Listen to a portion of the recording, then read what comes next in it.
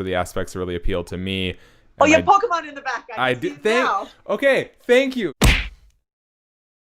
What up, Fightful fam? Shaquille Majuri here, and I'd like to do one of my typical intros, but I already know no one is paying attention to me, and they're checking out Roxanne Modafferi's mask. What is happening here? I've never seen a COVID mask quite like this.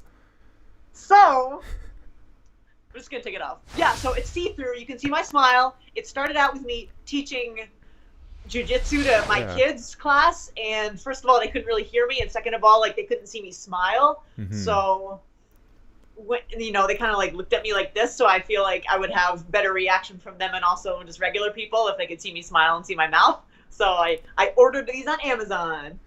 How are you liking them? I'll be honest. It's like it's funny. I've struggled with the masks, not in terms of wearing them, but like a lot of times I'll make eye contact with people in public, and I'm so used to just like flashing a smile or something, and now I realize no one can tell what's going on under that mask, and people probably think I'm just staring at them like some creep.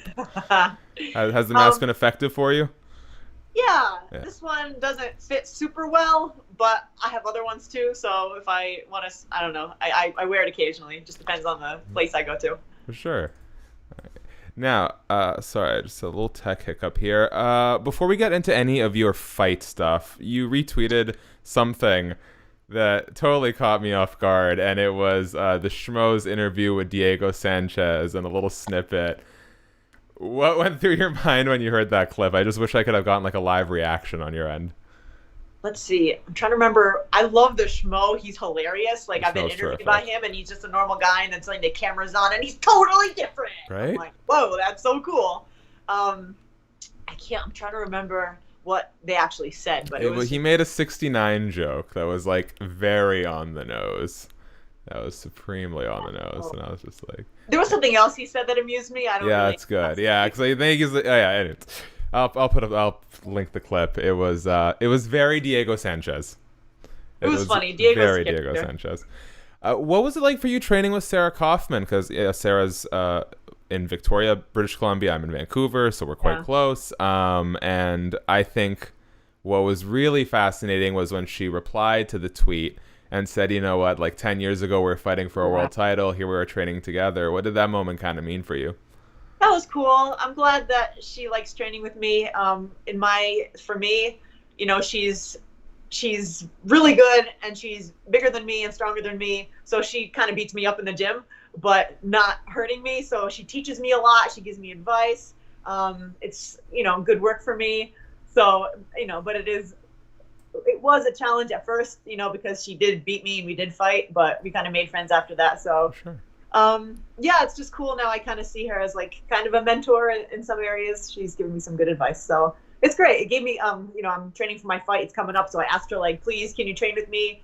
Can you please throw some elbows at me? Oh, you don't have elbow pads here. You can borrow mine. So that's got to say something. Like, you give your opponent an axe when they already can beat you up with a sword. Like, please try to elbow me. Thank you. And I think it's fun. For sure, and I think it's one of the most fascinating parts about MMA culture. Like, the gyms are so close-knit, there's so much cross-training that it's very common to not only see your opponents in the gym, but to train with them, either in the past or the future. I think, I haven't seen a lot of it, but maybe I just haven't been looking far enough. You typically have some A++ level friendly trash talk for your opponents. I haven't seen so much with Andrea Lee. Did I just miss it? Oh, yes. So, like 3 weeks ago, my friend Charlie at Rooster Weight Productions made this, and also Jamie, how do you pronounce his name? Klein. I'm forgetting his last name. Kilstein. We made a hilarious clip of me trash talking Andrea Lee.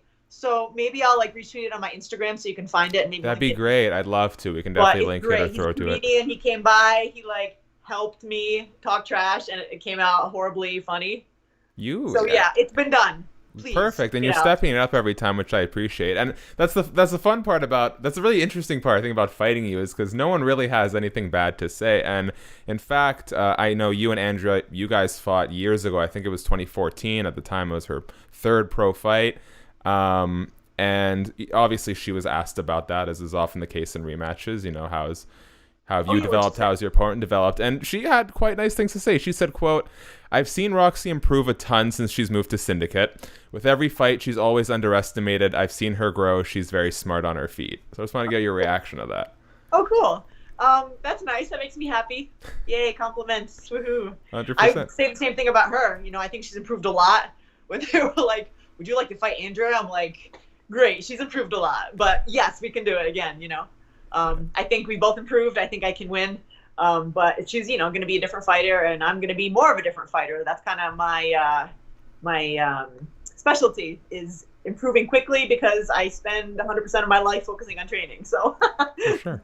And actually, I've never really. You and I have talked in the past about this sentiment from a pocket of the fans that you know, you get overlooked. Do you feel that way, or have you felt that way in the past about your opponents? Do you feel like your opponents generally overlook you? Because clearly Andrea knows what she's getting herself into.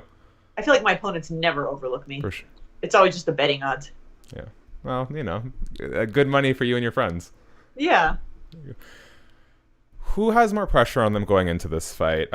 You're both coming off losses. You have traded wins and losses since you got back into the UFC. Andrea, on the other side, is on the first 2-fight losing streak of her career, and obviously 3 never looks good for the matchmakers. Yeah. Who do you think has more pressure on them? I mean, I don't know if you can really compare that. I would say probably her, because of the number, you know, the losing streak number. I don't even want to talk about my last fight. Okay. I don't know. I gotta win. I have to 100%. For myself. Then it means a lot to me. Let's not talk too much about that fight in particular, but I do have to ask. You know, win loss.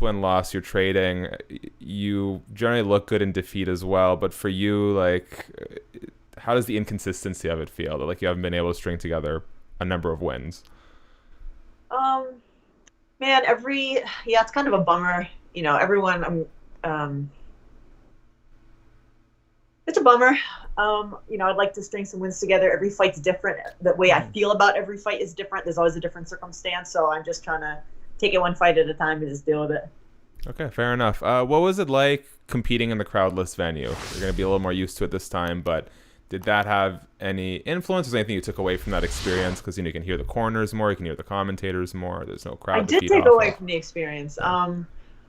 For the first time, well, I have, you know, fought on the Ultimate Fighter, and I could hear other people, but it actually, I realized, I think it's because my brain is getting clearer and I'm able to think more concisely, and like my focus is better nowadays than in the past. I was actually like listening to Lauren's Corner for a bit. Yeah. But they were speaking in code. So like I was like, I got confused once, then I realized, like, oh crap, stop listening. So I think now I'm gonna be more ready for that, and like if I hear something, just don't even like bother with it. I had that epiphany watching one of the recent cards. You know, they talk about how because there's no like noise pollution from the crowd, you can hear each other's corners. How well can you typically hear your own corners in a packed arena? Oh, perfect. In a packed arena. Yeah. It's great because there's just white, like this noise around, indistinguishable, and then I can pick out John easily. I can always hear John. Yeah, is it just because like you're familiar with that voice, it kind of stands out from the rest? Okay, cool. I was very interested. So as we start wrapping up here, you tweeted something recently, and I had no idea. How did the Memoirs of a Happy Warrior come about? Like, when was this book published? When was it written? I believe I published that one like a good 7 years ago. Wow. I have always kept a journal, you know, from high school, and I kind of went back and I edited it into something nice and printable, you know. So it's my story of when I lived in Japan as an exchange student, and actually now I'm writing a sequel to that of when I lived in Japan to work and fight. And I got so much done during lockdown, and now I had to kind of stop because, you know, I'm training full time again. But yeah, another one's coming out, my third book. Third book. Okay, so was that the first one you wrote?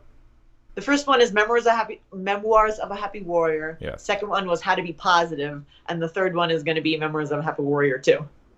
I know a couple authors. What's the writing process like for you? Because I've been told, you know, I'll put together short little stories for my friends and stuff, and I've been told I should write something, and honestly, it just sounds stressful. It sounds so, the idea of like writing a book, getting it edited, published seems so overwhelming today. How do you like the process?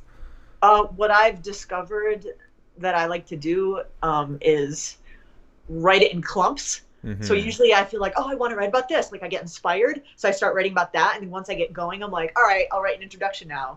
Or I'll write a conclusion. That actually came from like writing essays in college. Yeah. You know, like you don't just typically write a good intro, a good body, and a good, conclusion, unless you're a genius. I like to like write pieces of it and then put it together and edit it. So I tend to write like, chunks and pieces and stories, then edit it and then give it a couple of days, come back, reread it again. And then I'm ready to send it to an editor. I have a few friends who are editing it for me. Oh, I always got to rely on your social networks. Last things. Every time I talk to you, just more and more questions pop into my head. My dream travel destination is Japan. It's something I've held off on only because, I'm a very new age Japanese culture fan. The anime, the food. Those are the aspects that really appeal to me. Oh, you have Pokemon in the back. I do. Okay, thank you. Journey Newson 2 days ago was the first person to notice them, and you're the first person to bring it up on camera. I have to move out of my way. There's a Bulbasaur there. I have this. Jigglypuff. Yeah, I have a dream there of like collecting all 151 in plush form. I don't think I'm ever gonna get to it. Heck but yeah. Once in a while, I got my hands on one. Thank you. I've had these for like 6 months. You're the first person to say anything. Even in the comments section. And my dad loves samurai culture. Used to train kendo, so I'm just kind of waiting on him. But what would you say are like the top 2 or 3 experiences that you should have when you go to Japan, whether it's food, a venue, anything of the sort? A place called Asakusa. Okay. Asakusa is a great, you can spend half a day there. It's like a little town area where there's like a great, there are a bunch of shrines in the same place. Then there's like a shopping area with a bunch of like cool souvenir shops. You can like walk down the aisle, the street, see all these shops, lots of different foods you can try because they have food stands on either side. Super cool. Asakusa is one. I think it was called, oh crap. Am I frozen? There we go. Okay, somebody's calling me. Okay. I think it's called the Samurai Museum. I'll have to double check. It's in Kabukicho. It's like a really small museum, but they have an English tour and they have suits of armor and they explain like the meaning behind all the suits of armor and they let you like hold a sword. I got to hold the sword. It was so cool. Okay. And also Tokyo Tower is awesome. It's classical. You got to go to Tokyo Tower. Perfect. Thank you to myself, for me and anyone else who's thinking about making the trip once travel is, I'm not going to get to go this year. I'm so bummed. I always go like every fall, and I pretty much shouldn't, I think. Yeah. I just kind of like consider this a pause. Like everything I've wanted to do just gets moved back a year. You know all right. What I mean? Okay. So just try. You gotta find a way to justify it, right? Roxanne Modafferi, it's always such a great pleasure to talk to you. You always bring so much to these interviews. You fight Andrea Lee at UFC Vegas 10 on Saturday, September 12th. I wish you the best of luck, and I hope to catch you on the flip side. Thank you very much.